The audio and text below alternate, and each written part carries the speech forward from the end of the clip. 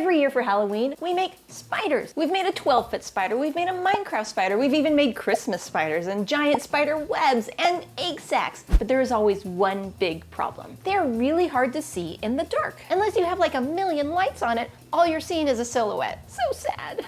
Thankfully, Dungeon Hunter 6 is coming out this month, and they asked us if we would make a monster from the game. And you know what's in the game? A giant glowing spider. How cool is that? He's got these glowing orbs on his back and spikes and glowing eyes and these crystalline legs that are also glowing. Like, he's so beautiful and scary. So this is the Jumping Spider Animatronic from Spirit Halloween. You hide it outside at night, and when trick-or-treaters walk up, they get... It is so fast and loud. So loud. The spider itself is pretty basic. He's just a little furry boy, but that animation is crazy. So what if we took that animation, but we put the glowing scythe spider from Dungeon Hunter 6 on it? That's what I want to build. The plan for the spider is I want to use this mechanism and keep the same general shape and size, but take this guy off and rebuild our new one completely from scratch. Okay. Yep. He's up. Did I cut a wire? You cut a wire? I hope not. Okay, crisis averted. It was just the edge of the spider web and it felt like a wire. There is a wire in here because his eyes light up, so I can't cut that one. I'm gonna make the body of the spider out of foam. Now, I like the spider's butt shape. He's got a nice butt. So I'm gonna make a pattern off of his butt and then we'll put that onto the foam.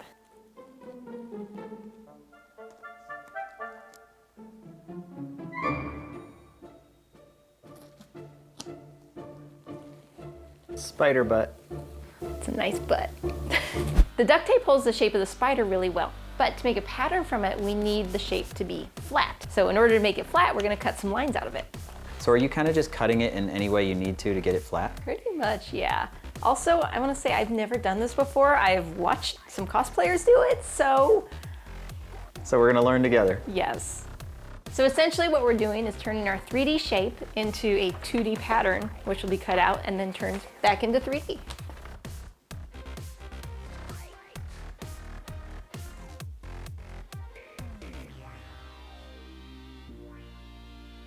Now we have a beautiful snowflake, and we're gonna turn our 2D shape back into a 3D shape by gluing the edges together. And to do that, I'm gonna use a little bit of barge contact cement.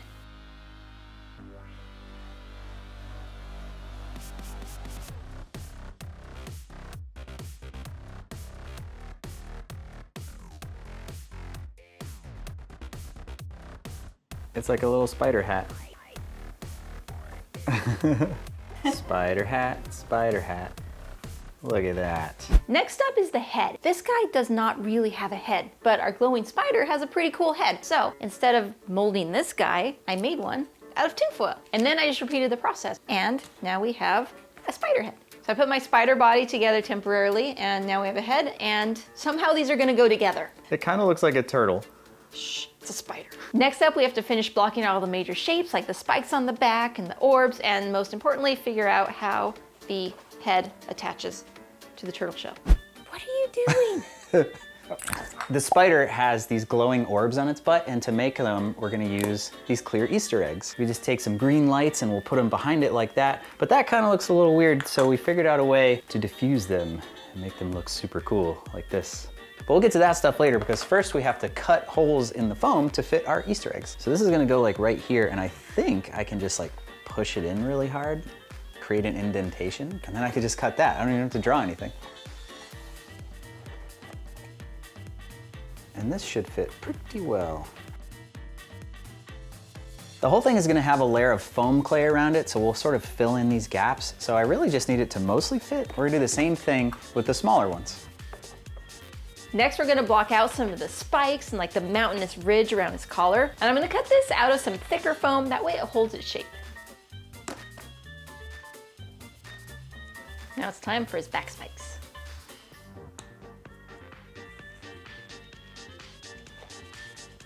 The spider's gonna be so cool. Like, check out, this is his eye armor, and it's like attached to the fangs, and these are like his little head spike things, and he's got back spikes, and baby back spikes, and side spikes. Like, it's like crystals have grown out of him. Okay, before we like really put him together, I need to see what's going on in here so we can see how this attaches to that. And to do that, we have to do my very favorite part, destroy the spider.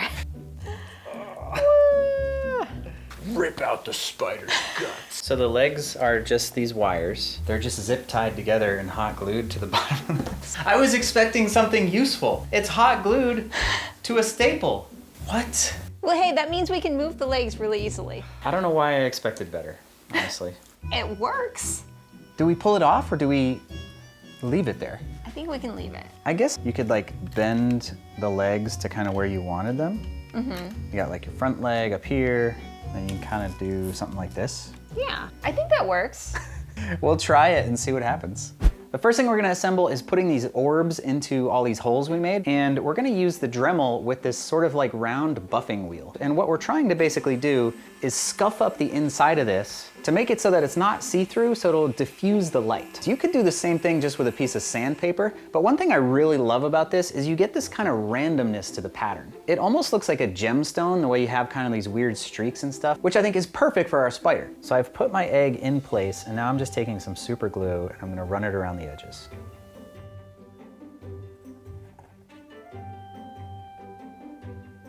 Look at that, it's wicked cool. Just like my new shirt, which you can get at our new store, shopwickedmakers.com. We got this exclusive shirt and we got a bunch of new awesome stuff. You should definitely check it out. The spider from Dungeon Hunter 6 also has like these glowing gemstone type things as its eyes, but since they're not round, we can't do the same thing. So instead, we're gonna make those out of resin. So this is called UV resin, and unlike regular resin, which takes 1,000 years to cure, this stuff cures instantly when you hit it with UV light. It's amazing. So since the eyes are gemstones, we just got these little like jewelry molds, and we're gonna go ahead and make some. Hit it with the UV light and hold it here for about 30 seconds, and bam, instant gemstone.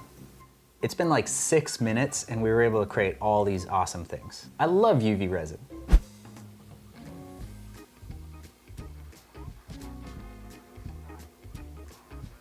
This is a Starbucks cup. And now this is gonna go in the neck hole. The spiders have necks. It's gonna go in here. And then we're gonna attach like this, and it's gonna create this rim of light. Thank you, old recycled cup.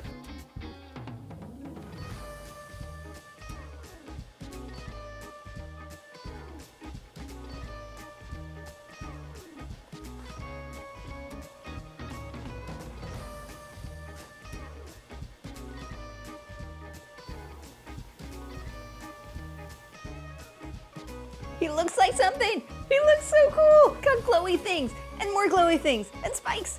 Look how cool he is.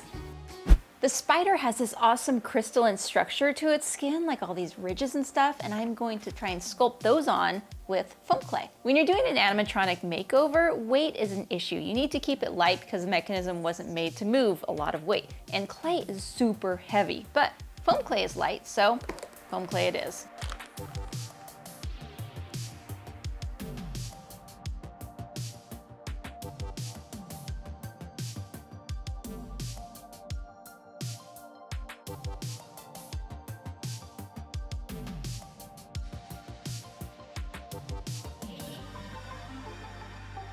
He's looking pretty cool so far. I'm mostly happy with him, but this clay, man, it just does not hold details. So all of these ridges and things I carved in, gone, just gone. So I'm gonna keep moving forward. I'm gonna get clay on his head, and then when it's all dried, I'm gonna try and like sand or Dremel some of those details back in.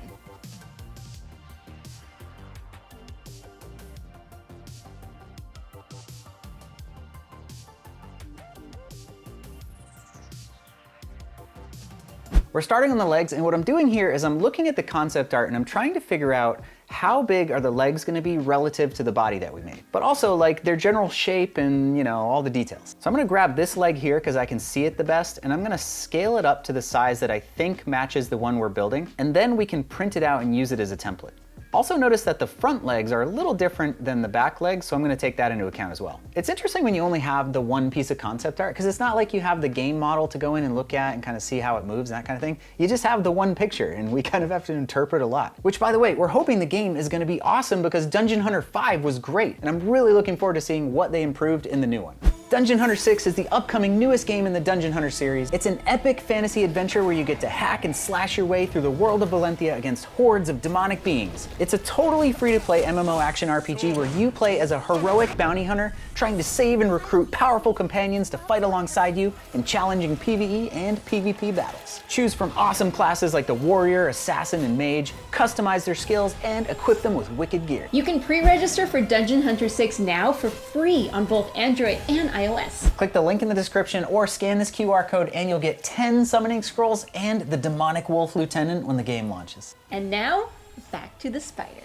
These legs are so creepy, but here they are. So now we're gonna trace these onto some EVA foam. Spiders have so many legs. It's gonna take us like an hour to cut all this out. Or we could use some editing magic. And they're done, just like that.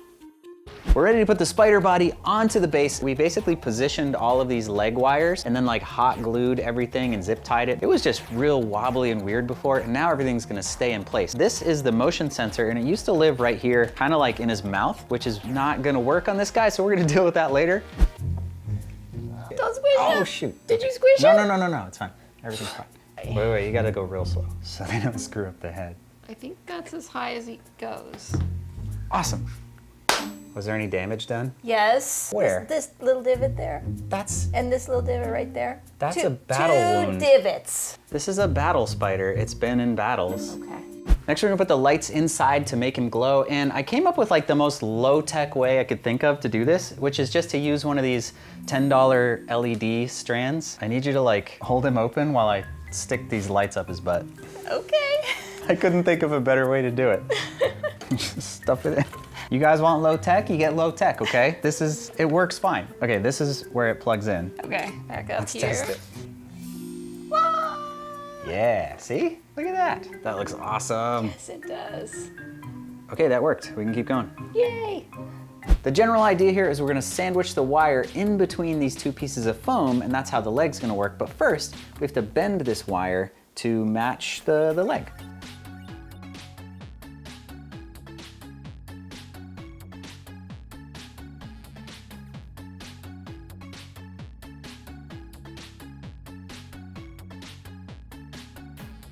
Okay. That worked, I think. Next, we could trim out some pieces of the foam, which allowed us to bend the legs into different poses. This looks way more natural, but it also lets us give the spider a much more aggressive and menacing stance. What are you doing? The legs have this like chiseled rock kind of look. So to make that, what I'm doing is I took my X-Acto blade and I kind of rough cut them out to shape, cutting the edges off, and then I'm going back in and finessing it with a rotary tool.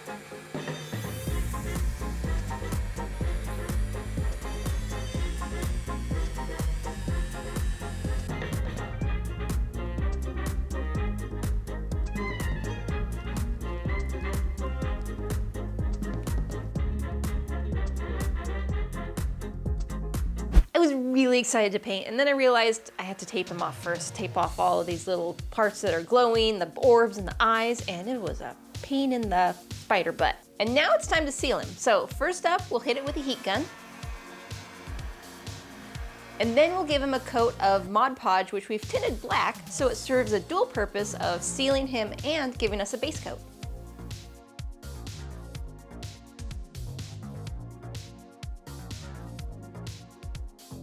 My original plan for painting the spider's legs was to use glow-in-the-dark paint. So I did a few tests. I tried this paint and I tried this paint, and it glowed okay. I even got this like super glow powder that's supposed to be the brightest glow powder ever, but it wasn't what I was looking for. What we decided to do instead was use fluorescent paints. These are awesome. So when you shine a black light at it, they glow really bright. But the cool thing about a black light is that it doesn't really illuminate like the black part of the spider. So it still has that nice contrast. You're not lighting up the whole yard, and it looks really cool in the dark.